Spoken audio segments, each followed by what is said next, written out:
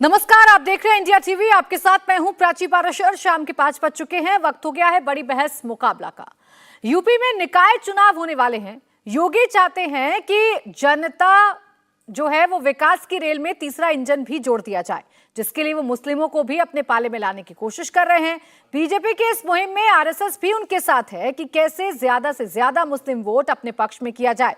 योगी UP में कानून व्यवस्था दुरुस्त करने में लगे हैं। जनता को गुंडागर्दी, वसूली, रंगदारी और माफियाओं से मुक्ति दिला रहे हैं, तो दूसरी तरफ विपक्षी माफिया भी मुस्लिम एंगल ढूंढ रहे हैं। बीजेपी का आरोप है कि विपक्ष तुष्टीकरण की राजनीति में लगा है। विपक्ष के तुष्टीकरण का जवाब योगी मोदी सशक्तिकरण और संतुष्टीकरण से दे रहे हैं। अतीक अशरफ के खात्मे और माफिया अंसारी ब्रदर्स को दोषी घोषित किए जाने का चुनाव में क्या असर होगा, मुस्लिम किसके साथ जाएंगे, लॉ एंड ऑर्डर और माफिया के अंत जैसे मुद्दों पर बीजेपी कितने वोट बटोर पाएगी, आज ऐसे तमाम सवालों पर हम चर्चा करेंगे। चूंकि एक बयान के बाद सवाल यह है कि अतीक अशरफ की हत्या आखिर किसके उकसाने पर हुई।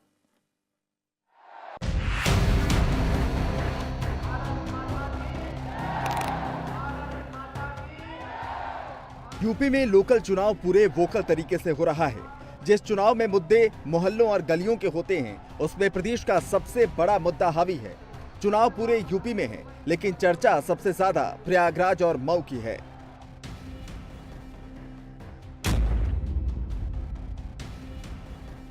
अतीक गैंग का सफाया हो या अंसारी ब्रदर्स को हवालात मुकर्रर होना हो, यूपी में हर तरफ चर्चा इसी की है और पूरा चुनाव इसी पर आकर टिक गया है।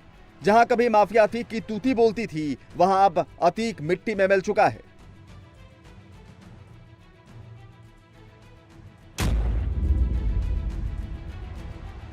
वहां मंगलवार को योगी हुंकार भरने वाले हैं। जाहिर है माफियाओं के सफाए पर योगी के तेवर तल्ख होंगे, क्योंकि लगातार सीएम योगी माफियाओं के सफाए पर मुखर नजर आ रहे हैं।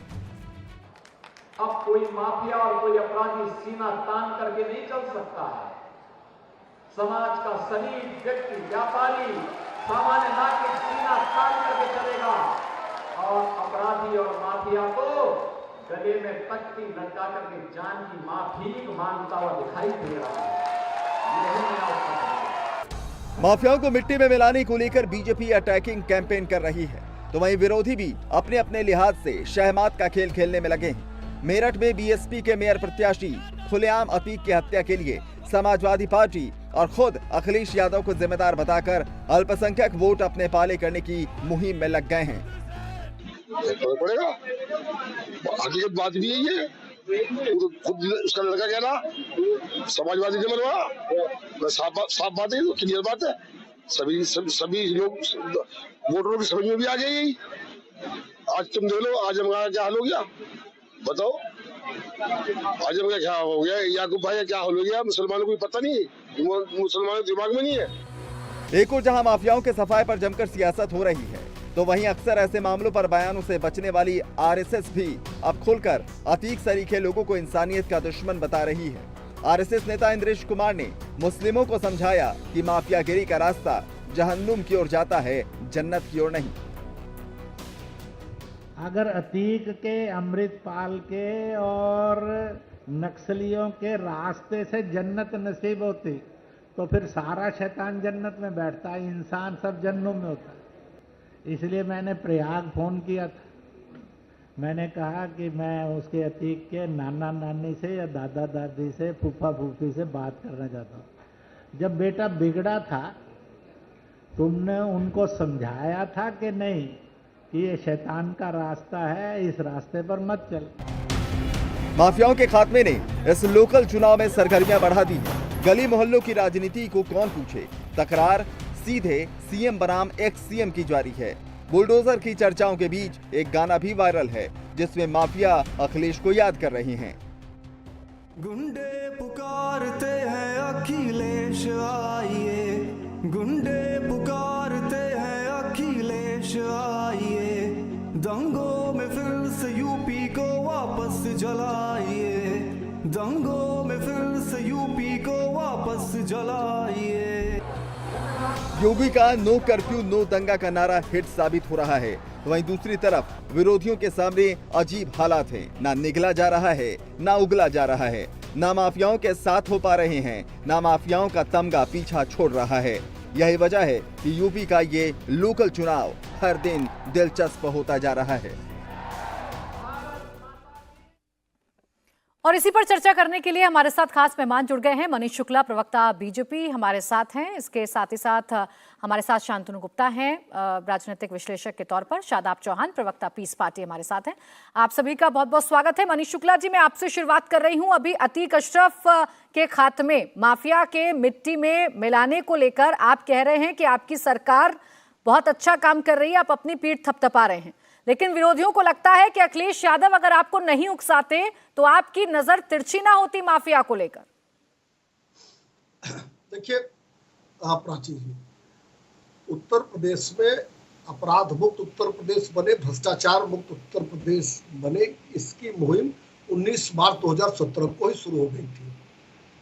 उमेश पाल की हत्या के पहले भी अतीक अहमद की जो काली कमाई थी, जो अवैध कब्जे थे या जो नेटवर्क था, उस पर कार्रवाई चल रही थी। तभी विभिन्न एजेंसियां काम कर रही थी। हाँ, ये बात ठीक है कि उमेश पाल की जिस तरह से दुर्दांत हत्या हुई, उसमें हमारे 2 सिपाही भी मारे गए। उसके बाद पुलिस ने और कड़ी कार्रवाई की और तमाम उनके गुर्गे इनकाउंटर में मारे गए, गिरफ्तारियां हुई और जिन्होंने अवैध कब्जे किए थे उस पर भी बुलडोजर चला। देखिए, सपा और बसपा की समस्या समझिए, दोनों ने समय समय पर माफियाओं को पाला पोसा, खाद पानी दिया और अभी तक इनके मन से वो उतर नहीं रहा है कि अतीक अब नहीं है इस दुनिया में। उसके नाम पर भी, चूंकि पहले उसके रसूख पर, उसकी गुंडागर्दी पर, उसकी अपराध पर ये लोग वोट लेते रहे, अब उसकी लाश पर ये काम ये लोग करना चाहते हैं। अब कोई इनको समझ लेना चाहिए कि उत्तर प्रदेश में जब अपराधियों पर कार्रवाई होती है, अपराधियों पर जब पुलिस का हंटर चलता है, तो उत्तर प्रदेश की जो 24 करोड़ जनता है वो खुश होती है, वो राहत का सांस लेती है, उसको अंदर एक विश्वास पैदा होता है कि आज शासन कानून का है। देखिए, मुख्तार अंसारी के ऊपर कितने मुकदमे थे, हमारी सरकार आने के बाद न्यायालय की परिधि में लाकर उसको दंड दिया गया, न्यायालय के द्वारा दंड दिलाया गया, 10 साल की सजा हुई। अफजाल के ऊपर 4 साल की सजा हुई, अतीक के ऊपर स्वयं उम्र कैद की सजा हुई। तो हमारा योगी आदित्यनाथ की सरकार का स्पष्ट मानना है कि जो अपराधी है उनको कानून और संविधान के दायरे में लाया जाए और उनके ऊपर न्यायालय के द्वारा दोष सिद्धि करा के उनको जेलों में भेजा जाए, या जो न्यायालय उनके ऊपर निर्णय तो उस पर कार्रवाई हो। ठीक है, इसी में आरोप लगते हैं यहाँ पर कि आप पक्षपात की कार्रवाई करते हैं। नावेद सिद्दीकी साहब हमारे साथ जुड़ गए हैं, प्रवक्ता समाजवादी पार्टी। वो यही आरोप आप पर लगाएंगे। मनीष शुक्ला जी, मैं उनसे रिएक्शन लूं बसपा के मेयर उम्मीदवार के बयान पर, लेकिन उससे पहले आपसे ये सवाल कर लेती हूँ कि पक्षपात के आरोप तो आप पर लगते ही लगते हैं कि आप पक्षपात करते हैं सिर्फ। देखिए, जो लोग पक्षपात कर रहे हैं और जो हमारी सरकार है, दोनों का ट्रैक रिकॉर्ड उठाकर देखिए। पिछले 6 साल में करीब 12,000 इनकाउंटर हमारी सरकार के दौरान हुआ है। करीब 24,000 अपराधी सलाखों के पीछे गए हैं और 184 दुर्दांत अपराधी पुलिस पर हमला करते समय मारे भी गए हैं। करीब 2400 घायल भी अपराधी हुए, साथ साथ 13 पुलिस वाले भी शहीद हुए हैं इन पूरी कार्रवाइयों में। अगर हम लिस्ट पढ़े तो ये अच्छी बात नहीं होगी कि हम धर्म और जाति के अपराधियों को अलग अलग कैटेगराइज करके जनता के सामने रखें। ठीक है, लेकिन ये लोग तो धर्म की राजनीति, असली राजनीति ये लोगों ने की। आतंकियों को क्यों छोड़ा, भी नावेद जी बताएंगे कि आतंकियों को छोड़ने का प्रयास आखिर अखिलेश यादव ने क्यों किया। जिन आतंकियों को पुलिस ले जा रही थी वो मर गए अगर पुलिस वैन के अंदर सपा सरकार में, ठीक, और बाद में पता चला कि बीमारी से मरे थे। 23 पुलिस वालों के ऊपर FIR 302 की कायम किया अखिलेश यादव ने। हम तो ये नहीं कर सकते। ठीक है मनीष जी, इस पर कई सवाल हैं। अभी हमारे साथ हसमत मालिक साहब भी जुड़ गए हैं, बीएसपी मेयर कैंडिडेट मेरठ, जिनके बयान के बाद अब ये चर्चा भी की जा रही है। हसमत जी, आपसे सवाल मेरा ये है कि ये आपका रियल ऑब्जर्वेशन है या फिर चुनाव में आपको भी वोट बटोरनी है, इसी वजह से आप बड़बोले बोल रहे हैं और इसी वजह से आप बयान दे रहे हैं और कह रहे हैं कि अखिलेश यादव ना उकसाते तो बीजेपी इस तरीके से काम ना करती? नहीं, मेरा मतलब तो ये है, मैं आपको बताऊं, हर मुस्लिम जानता है क्या हो रहा है यूपी में, क्या हो रहा है हर मुस्लिम जानता है। अखिलेश को देख रहे हैं, सारे मुस्लिम देख रहे हैं, अखिलेश को भी देख रहे हैं सारी। पर हमारा तो मकसद यही है, हमें तो बहन जी के हाथ मजबूत करने हैं और बहन जी से हमें तो चुनाव लड़के मेयर बन के हमें तो सिर्फ विकास करना है, पब्लिक का विकास करना है। हमारे महानगर में 90 वार्ड आते हैं, 90 के 90 वार्ड को विकास करना है हमें तो। नहीं, विकास करते करते आपको अतीक और अशरफ की याद आ गई। हसरत जी, आपको विकास करते करते, विकास की बात करते करते आपको अतीक और अशरफ की याद आ गई, तो सवाल तो फिर आपसे पूछे जाएंगे कि आपको क्यों याद आ रही है और क्यों आप अखिलेश यादव और मौजूदा सरकार को एक तराजू में तोलने का काम कर रहे हैं। डर है कि कहीं वोट बैंक न छिटक जाए? वोट बैंक की तो शिकत नहीं, मुस्लिम तो एक हो गया बहन जी पे, बसपा पे आ गया मुस्लिम, देखना आप क्या, मुस्लिम बसपा पे आ गया। वो तो अतीक के लड़के ने खुद भी वायरल हुआ, उसके लड़के ने खुद वायरल करा है इस चीज को। तो मैं आपको बताऊं बात में, मैं क्या कह रहा हूँ, सारी पब्लिक जानती है, सारी पब्लिक कह रही है इस बात को। तो क्या हो रहा है मुसलमानों के साथ, बताएं जरा, थोड़ा सा विस्तार में बता दीजिए। मनीष शुक्ला जी बैठे हैं, मैं उनसे सवाल कर लूंगी, फिर जो आप सवाल उठाएंगे, क्या हो रहा है मुसलमानों के साथ? अब तुम्हारे सामने है, मुसलमान आजम खान के साथ क्या हुआ, तुम देखो क्या हो रहा है। नहीं, अदालतें जो फैसला करेंगी, अदालतें जो फैसला करेंगी उस पर भी यकीन नहीं करेंगे क्या? अदालतों के फैसले हैं ना हशरत मालिक साहब। ये तो देखो, नहीं तो कुछ तो पार्टी तो कुछ तो पार्टी आवाज उठाती, धरना प्रदर्शन, कुछ तो आवाज उठाती पार्टी। कहीं धरना प्रदर्शन हुआ?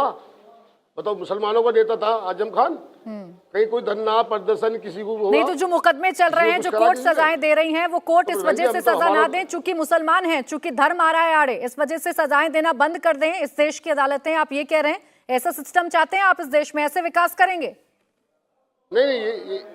नहीं, अदालत तो बहुत बड़ी बात है, अदालत तो कोई हमारी वो नहीं है। हम तो एक समाजवादी पार्टी को कह रहे हैं, जो भी समाजवादी का नेता आजम खान था, उस पर कुछ धरना प्रदर्शन कुछ करा उन्होंने क्या? कहीं गए? ठीक, ऐसा है, देखो ज्यादा तो हम बोलना चाहते नहीं, हम तो एक ही बात कहते हैं, हमें तो इलेक्शन लड़ना, अपने विकास पे लड़ना।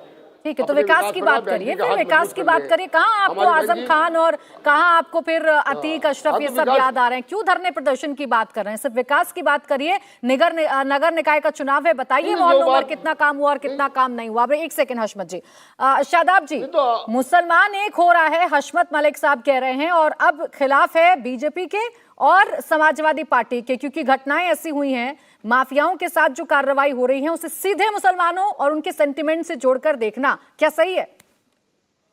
देखिए, रेडिकलाइजेशन तो बड़ा है, ये तो कटु सत्य है और स्वीकारना पड़ेगा। और हमने हमेशा कहा कि जब वो मर्डर्स जो है, आतंकवादी जब मर्डर कर रहे थे, कानून व्यवस्था को धत्ता बताकर, ये लॉ एंड ऑर्डर का भी फेल्योर था, और वो जय श्री राम का पवित्र नारे का इस्तेमाल कर रहे थे, वो इस बात को प्रमाणित करता है कि मुसलमानों के प्रति एक नफरत पैदा हुई है। लेकिन हशमत बेचारे सीधे आदमी है, वो जाल में फंस रहे हैं, वो एक अलग चीज हो गई। उनको अपने मुद्दे पे बात करना चाहिए। मैं उनको पर्सनली जानता हूं, बड़े सीधे आदमी है वो। यहाँ आपके जाल में फंस जाएंगे। उनको सीधे सीधे बोलने में डर लग रहा है कि देखिए, जय बहन जी हो, अखिलेश जी हो या भारतीय जनता पार्टी हो, ये तीनों के तीनों लोग मुसलमानों को बलि का बकरा बनाते आए हैं। जांच अखिलेश यादव जी की और मायावती जी की नहीं होती है, जांच होती है आजम खान की, जांच होगी दूसरे मुस्लिम नेताओं की। लेकिन हम तो कह रहे हैं कि कानून का अगर राज है, लॉ एंड ऑर्डर अगर है, तो 100 माफिया सरकारी सूची के अनुसार है। मैं मनीष जी से सिर्फ इतना कहूंगा, 100 के 100 पर समान प्रक्रिया के तहत कार्रवाई कीजिए। अजय मिश्र टेनी के बेटे पर बुलडोजर नहीं चलता, रमाकांत यादव पे ये बात नहीं करते। बाकी 100 माफियाओं पर कार्रवाई कब करने जा रहे हैं आप? धर्म जाति देख करके कार्रवाई करेंगे? आपकी नाकामी है। शादाब जी, ये जो आप कह रहे हैं सर, ये आप जो कह रहे हैं कि सरकार धर्म देखकर काम करती है, मैं ये सवाल का जवाब मनीष जी से ले चुकी हूं, एक बार आपके कहने पर फिर से ले लूंगी। लेकिन जरा थोड़ा सा विस्तार से समझाइए, कैसे रेडिकलाइज हो रहा है समाज, और कैसे एक माफिया की हत्या के बाद आपने समझ लिया कि दरअसल हिंदू मुस्लिम के बीच में नफरत की लड़ाई है। ये कैसे, कौन सा ज्ञान प्राप्त हो गया आपको साहब? आप पाराशार जी, मैं हशमत मलिक नहीं हूँ, बेचारा सीधा आदमी है, मैं जवाब तो ठीक है, आप शादाब है, मैं जान रही हूँ आप हशमत मलिक नहीं है, मैं जान रही हूँ, इसीलिए मैं आपसे सवाल कर रही हूँ। जवाब दे रहा हूँ। पहली बात तो ये है कि जब विधानसभा का चुनाव चल रहा था तो रेडिकलाइज्ड गुंडों ने असदुद्दीन ओवैसी पर हमला किया था। उन पे यूएपीए नहीं लगा, वो बाहर घूम रहे हैं, आज एनएसए नहीं लगा। और आज जब वो मर्डर कर रहे थे वो आतंकवादी पुलिस की कस्टडी में, तो उन्होंने जय श्री राम आंदोलन करे आपने? एक सेकंड, अरे शादाब जी सुनिए, आप हशरत मलिक साहब नहीं है, वो तो सीधे आदमी है, आप तो सीधे नहीं है ना। कितने आंदोलन कर दिए आपने, बताएंगे जरा मुझे? कितनी बार आप इस मौजूदा सरकार की आंख खोलने के लिए सड़कों पर उतर गए कि देखिए बहुत गलत हो रहा है, यूएपीए लगाइए, जिन्होंने हमला किया था उन पर? आप बिल्कुल, आपकी बात सही है। इलाहाबाद हाईकोर्ट में भी हमने, चाहे सीए प्रोटेस्ट के दौरान किलिंग हुई हो, चाहे उसके कितनी उससे किलिंग पहले हुई हो, थी सीए प्रोटेस्ट के दौरान? बताएंगे, आंकड़ा संविधान दीजिए। रक्षकों की किलिंग हुई थी। कितनी? संविधान रक्षकों की किलिंग हुई थी। अरे कितनी जो किलिंग भारत हुई के थी? संविधान को बदलने वाली कितनी सरकार से किलिंग हुई थी? लोकतांत्रिक सीए अधिकारों की प्रोटेस्ट बात के कर रहे नाम थे। पर आप ये जो भ्रम फैलाने की कोशिश कर रहे हैं शादाब जी, थोड़ा सा क्लियर बताइए। जनता सब जानती है, जनता सब देखती है। कितनी किलिंग हुई थी और कहां कहां पर किलिंग हुई थी, जरा बताइए। 18 किलिंग उत्तर प्रदेश के अंदर हुई थी, जिसमें मेरठ के अंदर किलिंग हुई, फिरोजाबाद के अंदर किलिंग हुई। और छोड़िए, मनीष शुक्ला जी की पुलिस इतनी काबिल है कि जो बनने का आज से 10 साल पहले इंतकाल कर चुके उनके घर पर। अच्छा, तो ऐसे रेडिकलाइज नहीं होगा, ऐसे रेडिकलाइज नहीं होगा। पुलिस कस्टडी में हत्या हो गई तो ये रेडिकलाइजेशन है, और आप जो बैठकर टीवी पर ये ज्ञान दे रहे हैं, इससे रेडिकलाइजेशन नहीं होगा। हर चीज में धर्म का चश्मा लगाना थोड़ा सा बंद कर दीजिए शादाब जी। आप हशरत मलिक नहीं हैं, आप शादाब हैं, ज्यादा स्मार्ट हैं, तो थोड़ी स्मार्टनेस से बात करिए। शांतनु गुप्ता जी, एक तरफ है बीजेपी का नारा कि अब तुष्टीकरण नहीं बल्कि संतुष्टीकरण चलेगा, और एक तरफ है पूरा का पूरा विपक्ष जो शायद ये नहीं समझ पा रहा है कि माफिया अतीक और अशरफ की हत्या के बाद उन्हें करना क्या है, इस साइड खड़ा होना है या उस साइड?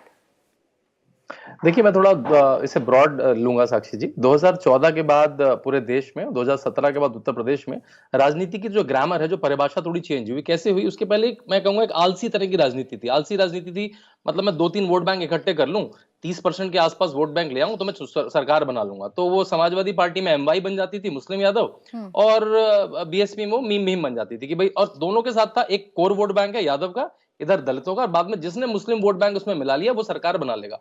अब 2017 के बाद या 14 के बाद पूरे देश में एक लाभार्थी की अलग वोट बैंक बन गया है कि भाई जिसको बिजली मिली है, जिसको सड़क मिला है, जिसको राशन मिला है, जिसको गैस मिला है, तो वो एक अलग ही लाभार्थी वोट बैंक है। अब ये अपनी पुरानी राजनीति में अभी भी लगे हैं, ये अपनी लिमिटेड पुरानी राजनीति में अभी भी लगे हैं। आप चाहे प्रवक्ता को उनके सुन लीजिए जो बीएसपी के मेयर कैंडिडेट है, कि भाई मुसलमान को मार दिया। अब अतीक इनके लिए मुसलमान है, अतीक इनके लिए गुंडा नहीं है। आजम खान इनके लिए एक लॉ से फरार व्यक्ति नहीं है, या जमीन हथियाने वाला व्यक्ति, इनके लिए वो मुसलमान है। तो वो अभी भी वो विक्टिम कार्ड खेल के जो बचा कुचा वोट बैंक का मुस्लिम वोट बैंक है उस पे घात लगा, कुछ इनोवेट नहीं करना चाहते हैं, ये कुछ नया नहीं करना चाहते हैं, क्या कुछ काम पे अपना नहीं दिखाना चाहते हैं। तो एक मेरे ख्याल से पुरानी राजनीति है।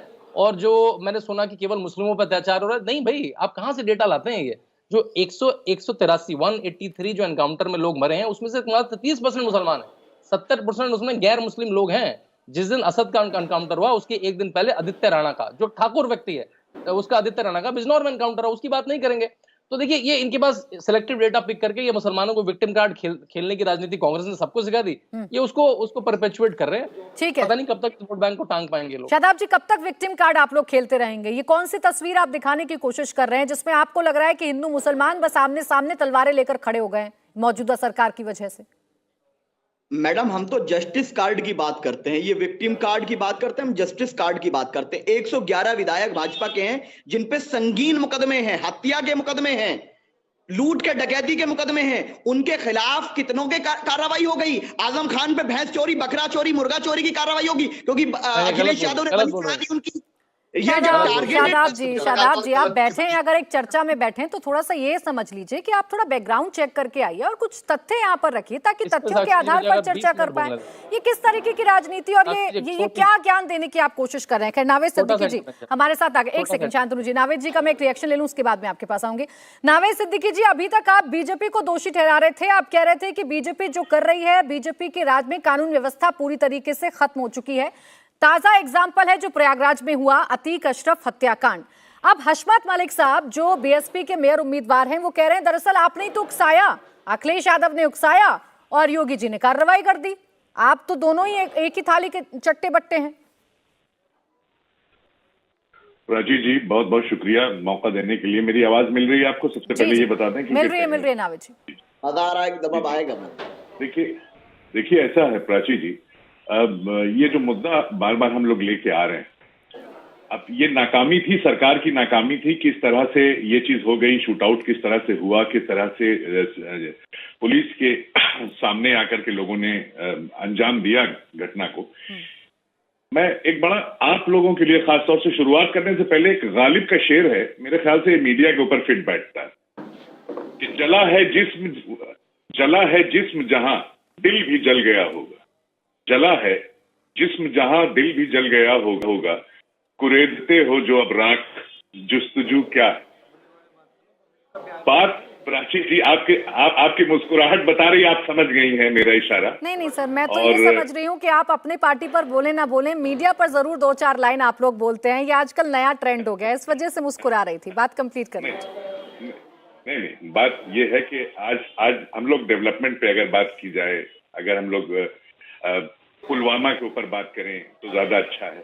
आजकल एक जो कहते हैं ना, युवाओं की जो भाषा होती है, जो यूथ की जो एक भाषा शैली होती है, जिसको कहते हैं बहुत ही बर्निंग टॉपिक, हॉट टॉपिक जिसको कहते हैं, तो हम कुश्ती के ऊपर बात करें, कुछ कुश्ती के पहलवानों के ऊपर बात करें, तो ये सारी चीज करके हम किस तरह से लोगों को न्याय मिले, हमारी बहनों को न्याय मिले, हमारी जो लोग साथ हमारी बहनें वहां बैठी हुई हैं जिन्होंने प्रदेश का, अपने शहर का, देश का नाम रोशन किया। कुछ आप भी महिला हैं, आप भी उनके दर्द को समझ सकती होंगी। बिल्कुल, मैं समझती हूँ सिद्दीकी जी उनके दर्द को, और उस पर कई चर्चाएं भी की हैं, और उन तस्वीरों को बार बार देश के सामने रखा भी जा रहा है। लेकिन आज चर्चा अतीक अशरफ पर इस वजह से है कि कुछ ताजा बयान आए हैं, मीडिया कुरेद नहीं रही, आप लोग दरअसल छोड़ नहीं रहे इस मसले को, क्योंकि निकाय चुनाव है, इसलिए हमें बार बार चर्चा करनी बढ़ जा रही है। मनीष शुक्ला जी, ब्रेक पर जाने से पहले नावेद सिद्दीकी साहब जो कह रहे थे कि दरअसल सब कुछ मुद्दे भटकाने की राजनीति शुरू हो गई है।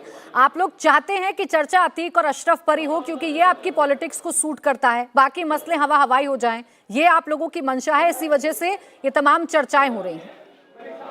देखिए प्राची जी, उमेश पाल की हत्या के दिन से अगर देखिए तो बयान कौन दे रहा है? कभी अखिलेश यादव बयान देते हैं कि गाड़ी पलटेगी तो हम गूगल से पता करा लेंगे, दिन बदल जाते हैं, ये बयान तो अखिलेश के थे। कभी राम गोपाल जी बयान देते हैं कि दरअसल अतीक तो बहुत छोटा मोटा आदमी था, थोड़ी बहुत गलती करता था, मीडिया ने उसको अपराधी बना दिया। कभी अभी हशमत जी बैठे हैं, बयान तो इनका है ना, जिस पे डिबेट हो रही है कि भारतीय जनता पार्टी का बयान है। लेकिन दरअसल अखिलेश जी हो, मायावती जी हो, तमाम विपक्ष के लोग जो है यही गुनाहगार हैं अतीक मुख्तार जैसे लोगों को पैदा करने के। अगर इनके पीछे आप देख लेंगी, क्रोनोलॉजी देखेंगी, तो सभी दल कभी न कभी इनके पीछे खड़े रहे, इनकी हैसियत बढ़ाते रहे, इनके अपराध को संरक्षण देते रहे, और जिसके बलबूते इन्होंने अकूत संपत्ति पैदा की। हम तो, हमारी सरकार का स्पष्ट मानना है कि हम इस चुनाव में अपने रिपोर्ट कार्ड के आधार पर जा रहे हैं। 6 साल में योगी आदित्यनाथ जी की सरकार ने और 9 साल में आदरणीय मोदी जी की सरकार ने गांव गरीब किसान के लिए जो काम किया है, समाज के अंतिम छोर पर खड़े व्यक्ति। मनीष जी, लेकिन इस रिपोर्ट कार्ड में सबसे बड़ी जो हेडलाइन है वो अभी भी इसी बात को लेकर है कि अतीक अशरफ का कैसे सफाया हो गया, कैसे उनके साम्राज्य को आपने नेस्ता नाबूद कर दिया। एक सबसे बड़े फेल्योर को आपने अपनी सबसे बड़ी उपलब्धि बनाकर पेश कर दिया जनता के सामने। नहीं प्राची जी, फेलोर नहीं। देखिए, हम सड़क, बिजली, पानी और गांव गरीब किसान के साथ साथ एक अच्छी कानून व्यवस्था किसी भी राज्य के लिए आवश्यक होती है, सभी प्रकार के विकास के लिए, और हमने उस कानून व्यवस्था को बनाने के लिए काम किया है। ये कौन भूला है कि जब समाजवादी पार्टी की सरकार उत्तर प्रदेश में थी, हर तीसरे दिन दंगे होते थे। मुजफ्फरनगर का दंगा कौन भूल गया? जवाहर बाग हत्याकांड को कौन भूल गया? जियाउल हक की हत्या जो कुंडा हुई कौन भूल गया? तमाम रोज कोई न कोई घटना होती। कभी गौ तस्कर पुलिस वालों को मार दिया करते थे। तो उस कागज से आज उत्तर प्रदेश बाहर निकला है। 33 लाख करोड़ का इन्वेस्टमेंट करने को निवेशक तैयार हुए हैं, जो जीता जागता प्रमाण है कि उत्तर प्रदेश में सड़क, बिजली, पानी के साथ साथ कानून व्यवस्था की अच्छी स्थिति हुई है। ठीक है, नावेद सिद्दीकी जी, देखिए तो अब तो विकास की भी बात कर रहे हैं मनीष शुक्ला जी, इसी डिबेट पर बैठकर एक तरफ आपके सवालों का भी जवाब दे रहे हैं और अपनी सरकार की उपलब्धियां भी बता रहे हैं। मौका आप लोग दे रहे हैं, बयान आप लोग दे रहे हैं, तो उस पर चर्चा तो करनी ही पड़ जाएगी ना सर। यूपी का निकाय चुनाव है। नहीं, देखिए, ये मनीष जी जो भी बता रहे थे, इनसे अगर आप ये हमारी बातों का जवाब नहीं दे रहे थे, इसलिए क्योंकि हमारी बातों का जवाब ये दे नहीं सकते, हमारी बातों का जवाब ये दे नहीं सकते। ये भाई मनीष जी, 2 मिनट मुझे भी मौका दें। आप बहुत अच्छा बोलते हैं, मैं सुन रहा था आपको, थोड़ा मुझे भी सुन, बर्दाश्त कर लीजिए। देखिए ऐसा है कि मनीष जी अपनी जब पार्टी का कोई काम किया नहीं है, ये तो जाहिर है, जग जाहिर है कि कोई काम नहीं किया, सिर्फ बातें। और ये वरिष्ठ नेता जो हैं, जितने भी सीनियर शीर्ष नेतृत्व जिसको कहना चाहिए, वो ये कह चुका है कि 3-4 चीजें जो थी वो जुमलेबाजी, और जुमलेबाजी अक्सर हो जाती है। ये एक्सेप्ट किया हुआ है, ऑन रिकॉर्ड, ऑन कैमरा, ये सारी चीजें रिकॉर्ड।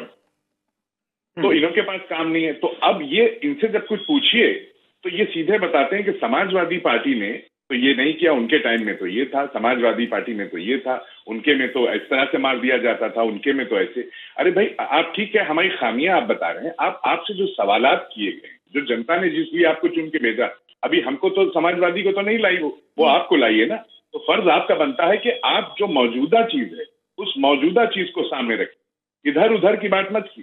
तू इधर उधर की ना बात कर, ये बता के कारवां क्यों लूटा, मुझे रहजनों से गिला नहीं, तेरी रहबरी का सवाल है।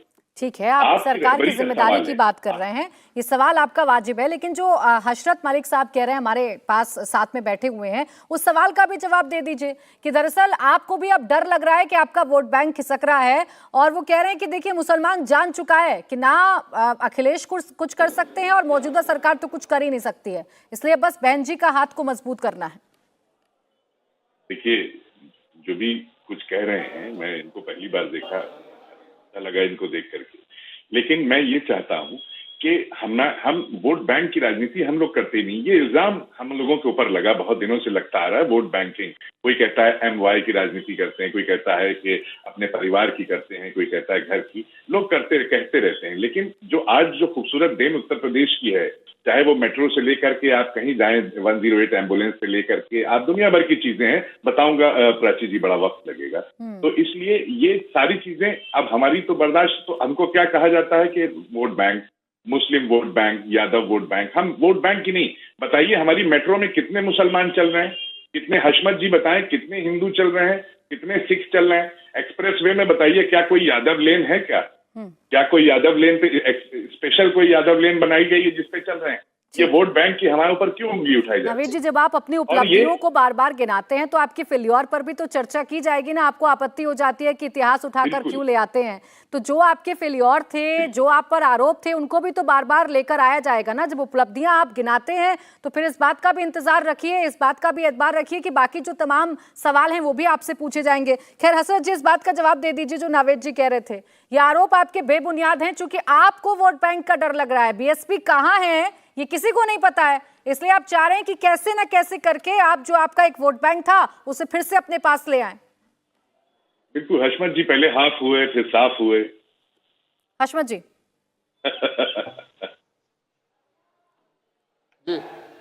हशमत जी कितने वोट पाएंगे? आपका क्या डर लग रहा है कि आपका जो वोट बैंक है वो खिसक गया है, इसीलिए ऐसे बयान देने पड़ रहे हैं आपको?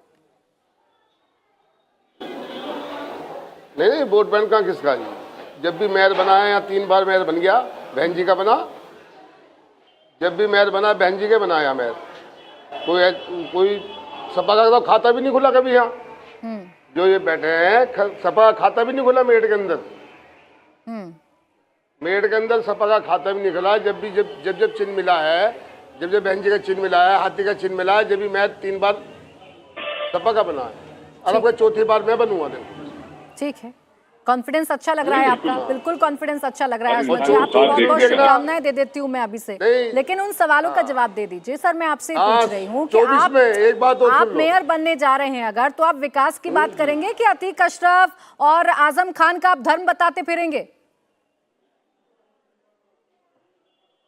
वो पब्लिक जाननी है, खुद पब्लिक सवाल कर रही है इस चीज का। पब्लिक हम नहीं कर रहे, ज्यादा पब्लिक कर रही है। ये सबको मालूम है, सारी पब्लिक को मालूम है। आपके भी दिमाग में आ रही होगी ये बात, और सब पब्लिक के दिमाग में है। नहीं, आप बैठकर मेरा दिमाग पढ़ ले रहे हैं, अच्छी बात है। पब्लिक का दिमाग पढ़ ले रहे हैं, अच्छी बात है। लेकिन मैं आपको बता दूं, सवाल आपसे पूछा जाएगा हशमत जी, ये समय समय पर इतने बयान आप लोग क्यों दे रहे हैं? ये किस बात का डर है कि आप अतीक और अशरफ को माफिया बताने से पहले मुसलमान बताने पर तुले हुए हैं?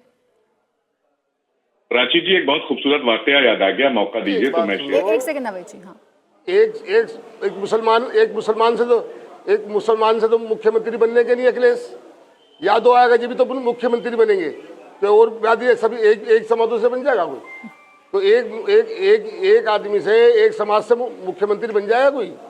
ये बताओ मुझे बात आप। ठीक है हशरत जी, आप क्या कहना चाह रहे हैं? मुसलमान को लिए अपने दौरे बैठे हैं। ठीक है हशरत जी, हशमत जी आप क्या कहना चाह रहे हैं? मुझे समझ में नहीं आ रहा। शांतनु जी, आप समझा पाएंगे क्या जो हशमत जी कहना चाह रहे हैं? मैं नवद जी फिर उसके बाद आपके पास आते हैं। देखिए, मैं अपनी बात को फिर दोबारा दोहराना चाहूंगा। एक मुस्लिम वोट बैंक है जिसके पीछे सपा और बसपा बची हैं। वही इनका वोट बैंक है, उसी के लिए बयानबाजी करेंगे। मैं थोड़ा सा उसकी कुछ फैक्ट चेक और कर, देखिए बोलने तो दीजिए। एक सेकंड हर्षवर्धन। शादाब जी ने कहा आजम खान जी को बड़ी कबर फायरिंग दी उन्होंने कि भैंस चोरी में। देखिए आप अपने फैक्ट लेके आइए, उनके बाद 84 केस हैं लैंड ग्रैबिंग के, जिसमें उन्होंने नजूल की जमीन हड़पी है, उन्होंने SC ST की जमीन हड़पी है, और उनपे केवल बेल मिली है, वो भी बड़े दिनों बाद। तो आजम खान केवल भैंस चोरी में अंदर नहीं है, आजम खान के पास 84 बिल्कुल संगीन मामले हैं लैंड ग्रैबिंग के। फिर कहा गया कि भाई एक्सप्रेस वे पे यादव चलते हैं क्या? एक्सप्रेस वे यादव लेन बनाई गई है, मैं आपको बताता हूँ। जो नोएडा से बनाया गया लेन कहाँ है ये बताइए, आपके लिए कौन सी स्पेशल लेन है? 80% कंप्लीट हुआ और उसे कर दिया। उसमें इटावा के पास 10 गुना ज्यादा इंटरचेंज दिए गए, क्योंकि वो पूरी यादव बेल्ट है। एक इंटरचेंज 100 करोड़ का बनता है, और बाद में उसमें केस भी हुआ। उन्होंने कम से कम 10 ज्यादा इंटरचेंज दिए, क्योंकि इटावा में जिससे अपने घर पे हाईवे ले जाए, तो यादव ले भी बनी हुई। नावेद जी पढ़िए, तो फिर आइए डिबेट हो। नावेद जी जी आ रही मैं शादाब जी, उसके बाद आपके ऐसा है। नहीं देखिए ऐसा है, मैं यहाँ पे देख रहा हूँ किस तरह से जो बातें की जा रही हैं, और हेडफोन लगा करके ये जिस तरह से भारतीय जनता पार्टी का जहाज कुछ पायलट उड़ाने की कोशिश कर रहे हैं, मैं देख रहा हूँ। ये एक बहुत खूबसूरत बात है, लेकिन जनता इसको समझती है। इटावा में इंटरचेंज पूरे हाईवे में सबसे ज्यादा क्यों है?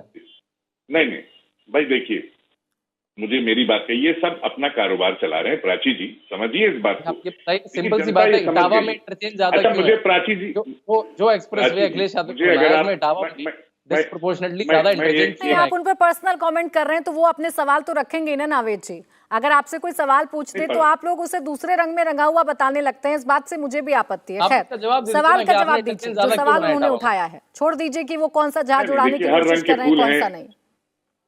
नहीं, हम किसी में रंगने की कोशिश नहीं करते। हम तो ये जानते हैं कि हर रंग के फूल हैं यहाँ, गुलशन ये हमारा, और इसको लहू से सींच के हमने है संवारा। हमको शहीदों की कसम इसको बचाना है। यहाँ देखिए सर, नावेद जी, शेरो शायरी अच्छी लगती है, लेकिन अगर आप मौजूदा मुद्दे पर जवाब नहीं देंगे तो फिर कैसे काम चलेगा? शेरो शायरी से थोड़ी ना काम चल जाएगा। सवाल ये है कि अतीक अशरफ हत्याकांड के बाद आप लोगों का भी तो सॉफ्ट कॉर्नर जागा। क्या आप पर भारी पड़ रहा है ये तुष्टीकरण पर संतुष्टीकरण का नारा बीजेपी का? नहीं देखिए, तुष्टीकरण की हमने किया नहीं, हम तो डेवलपमेंट की राजनीति किए प्राची जी हमेशा लगातार।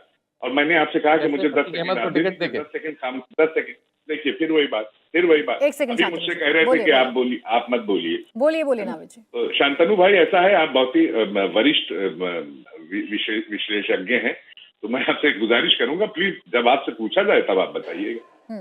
देखिए प्राची जी, एक बहुत बढ़िया चीज सुन लीजिए, एक छोटा सा लतीफा है, मुझे मैं 30 सेकंड लूंगा, उससे ज्यादा नहीं लूंगा, क्योंकि कुछ ना कुछ बातें कनेक्टेड होती है किसी चीज से। और फिर जब लतीफा देखिए, जब लतीफा हमारे देश के प्रधानमंत्री सुना सकते हैं टीवी के ऊपर आकर के, तो हम क्यों नहीं सुना सकते? हम तो बहुत जर्रा है छोटे से। आपकी शेरो शायरी भी सुन लेंगे नावेद जी। अच्छा लगता है जब बीच में मुस्कुराहट के साथ आप शेरो शायरी करने लग जाते हैं, लेकिन आज थोड़ा सा मुद्दे पर बात कर लेते हैं। आपके नेताओं की लंबी लिस्ट है। जब अतीक अशरफ हत्याकांड हुआ तो कैसे कैसे बयान सामने आए, असद का एनकाउंटर हुआ तो बिना किसी जांच, बिना किसी सबूत के आपने उसे फेक एनकाउंटर बता दिया, भाईचारे की हत्या आपने उसे बता दिया। तो फिर आपसे सवाल पूछे जाएंगे ना कि आपको डर सता रहा है कि वोट बैंक न खिसक जाए?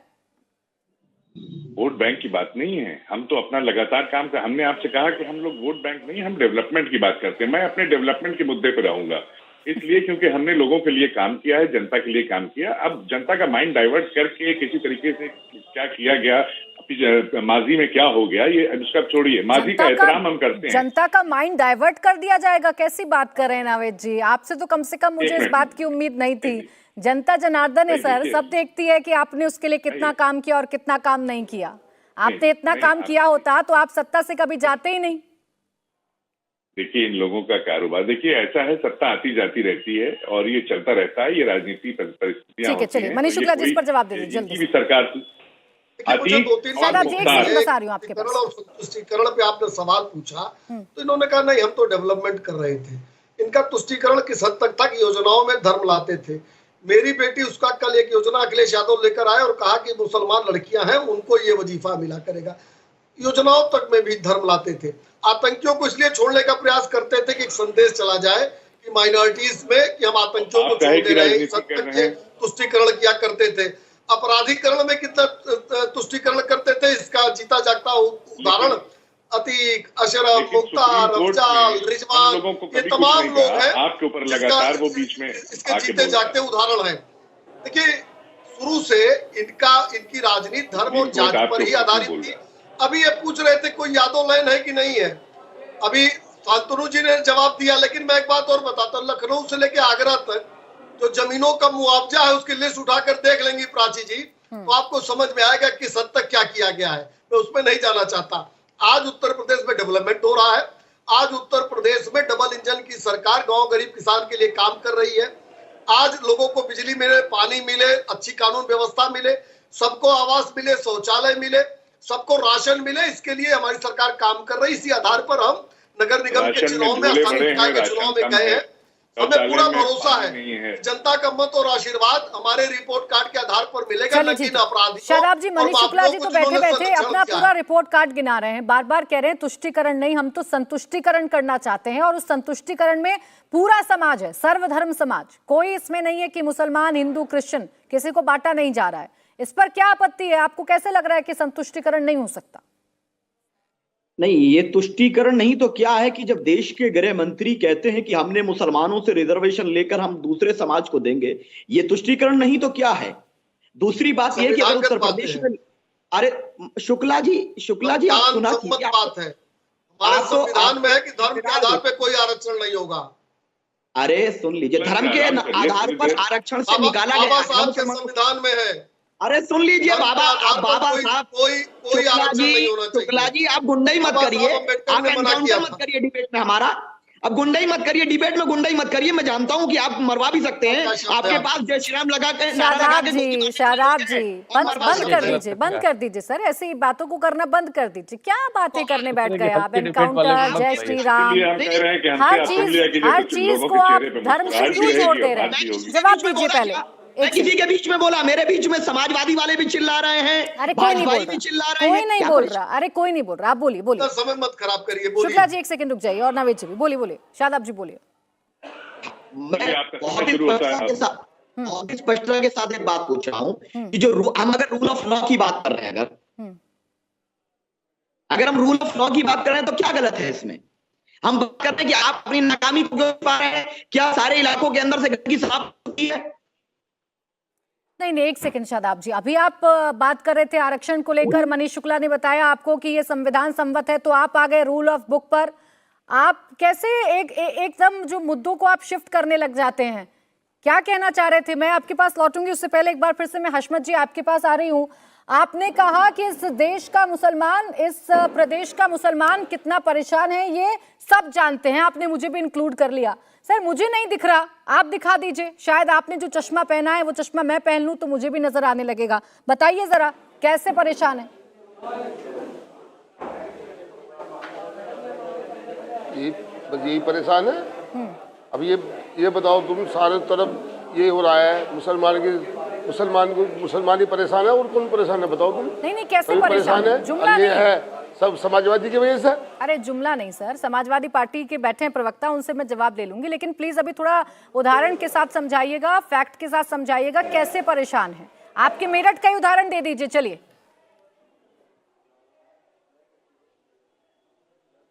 मेरठ का उदाहरण कर दो, मैं तो पूरे यूपी के बता रहा हूँ। हाँ तो चलिए पूरी यूपी का बताइए, बताइए तो सही। जो भी काम हो रहा है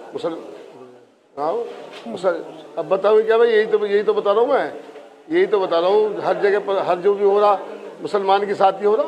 अरे क्या हो रहा है हशमत साहब? कहने के लिए थोड़ी ना बातें चलती हैं। आप जनता के बीच में जाकर जुमले फेंकेंगे और जनता आपकी तरफ हो जाएगी, ऐसा नहीं है। जनता बहुत स्मार्ट हो गई है, वो जमाने चले गए कि आप डर दिखाकर लोगों को अपनी तरफ कर लेंगे। थोड़ा एग्जाम्पल, उदाहरण दीजिए, फिर मैं आ रही हूँ शांतनु जी आपके पास। उदाहरण दीजिए कैसे परेशान है मुसलमान? नहीं, जनता के साथ तो हम 30 साल से जुड़े हुए हैं। 3 बार पार्षद रह लिए और लोकसभा प्रभारी रह लिए। हम तो एक ही विकास का काम जानते हैं, विकास से काम करेंगे। जनता हमसे जुड़ रही है। मुसलमान कैसे परेशान है ये समझा देते सर, तो पता चल जाता कि आपको वास्तव में मुसलमानों की चिंता है। वरना मैं तो इसे जुमला ही समझूंगी कि आप जुमला समझ रहे हैं और आप भी वोट बैंक की तरह जो है मुसलमानों का इस्तेमाल कर रहे हैं। शांतनु जी, मैं कुछ मेरठ से उदाहरण दे देता हूँ। आपने उदाहरण पूछे, मेरठ में एक मार्केट हुआ करता था, एक बाजार हुआ करता था, कार चोरी का बहुत बड़ा सोतीगंज। उसमें कई 100 दुकानें होती थी। अगर बैंगलोर में भी कार चोरी होती थी वो मेरठ में आके कटती थी। उसमें ऐसा कहा जाता है कि जितनी दुकानें थी उसमें 90% दुकानें मुस्लिम समाज से थी। शायद वो बंद हो गया तो मुसलमानों को दिक्कत होती होगी। वेस्ट यूपी में इलीगल गौकशी के बड़े बड़े कारखाने थे जहाँ पे परमिशन नहीं थी। तो योगी आदित्यनाथ ने आते ही 2017 में बंद कर दिया, तो शायद मुसलमानों को दिक्कत हुई होगी। ऐसे मैं उदाहरण गिना सकता हूँ बहुत सारे, मैं अनगिनत उदाहरण गिना सकता हूँ जहाँ पे शायद मुस्लिम समाज को दिक्कत हुई। मुस्लिम समाज को दिए। ठीक है, हशमत जी को सबसे ज्यादा शिकायत नावेद जी आपसे है, इतनी बीजेपी से भी नहीं है जितनी आपसे है, क्योंकि वोट बैंक उन्हीं के साथ टक्कर में है। देखिए, टक्कर में कोई नहीं है, इस वक्त अच्छी तरह से जानते हैं हम कहाँ हैं और हम अपना काम कर रहे हैं। प्राची जी, एक अच्छा एथलीट वो होता है जब वो अपने ट्रैक पे जब दौड़ता है तो वो सामने की तरफ देखता है, ना वो दाएं देखता है ना वो बाएं, क्योंकि दाएं बाएं देखने से क्या होता है, आप अपना गोल नहीं अचीव कर सकते, आप अपनी मंजिल पे नहीं पहुंच सकते। सामने देखिए, और हम सामने देखते हैं। मुझे यहाँ डिबेट में खिड़की में जितने लोग बैठे हैं, मैं किसी की तरफ नहीं देख रहा हूँ, मैं सिर्फ आपके सवालों को सुन रहा हूँ और मैं जवाब दे रहा हूँ। इसलिए क्योंकि बेबुनियाद और बेसलेस जो बातें कुछ लोग करते हैं बैठ करके कि भाई बहुत अच्छा हमने रिसर्च करके मैं आया हूँ, मैं बहुत रिसर्च करके आया हूँ, सही सही बता रहा हूँ कि मेरठ का भी मैं उदाहरण दूंगा और यहाँ पे क्या होता है, किधर क्या होता है। ये लोग लेकर के आते हैं, दीवार खड़ी करने की कोशिश करते हैं हमेशा। हम क्या करते हैं, हम दीवार गिराने की कोशिश करते हैं। हम तो यही कहते हैं ना, नहीं, नावेद जी बहुत हो गई सर, बहुत हो गए बड़े बड़े डायलॉग्स, बहुत हो गई बड़ी बड़ी लाइनें। सर आप भी बता दीजिए कैसे दीवार गिरा रहे हैं आप एनकाउंटर पर ये बोल के कि भाईचारा खतरे में है? भाईचारा खतरे में क्यों कहा गया? इसलिए कहा गया कि जब पुलिस की सुरक्षा में जब ये चीज हत्या होती है तब उसके ऊपर समझिए, देखिए बात को किस मोड़ पे ले जाया जाए। नहीं, एनकाउंटर असद का हुआ पे ले जाया जाए, एनकाउंटर असद का एनकाउंटर में बयान था ये। देखिए जिस तरह से उत्तर प्रदेश में हो रहे हैं, इससे पहले भी विकास दुबे का हुआ तो वहां भी गाड़ी पलटी, और ये तो ये मीडिया भी चला रहा था ना कि इस बार क्या कोई गाड़ी पलटेगी, क्या कोई नहीं पलटेगी। नहीं, अरे शुक्ला जी सुन लीजिए आप, नावेद जी, भाईचारा मैं वही बता रहा हूँ। हाँ। देखिए, अपराधियों के जो इनकाउंटर लोग पे नफरत की दीवार, नफरत की दीवार, अपराधियों के इनकाउंटर पे रोक के आप नफरत की दीवार गिरा रहे हैं, इसमें भी कोई शायरी बता दीजिए, बात खत्म। चलिए ठीक है, मनीष जी, नावेद जी, हशमत जी और शांतनु जी, वक्त बस यहीं तक था। बहुत बहुत शुक्रिया आप सभी का हमारे साथ इस चर्चा में जुड़ने के लिए। इंडिया टीवी हर वक्त हर जगह डाउनलोड करने के लिए सर्च करें India TV news Google play store या ऐप स्टोर पर।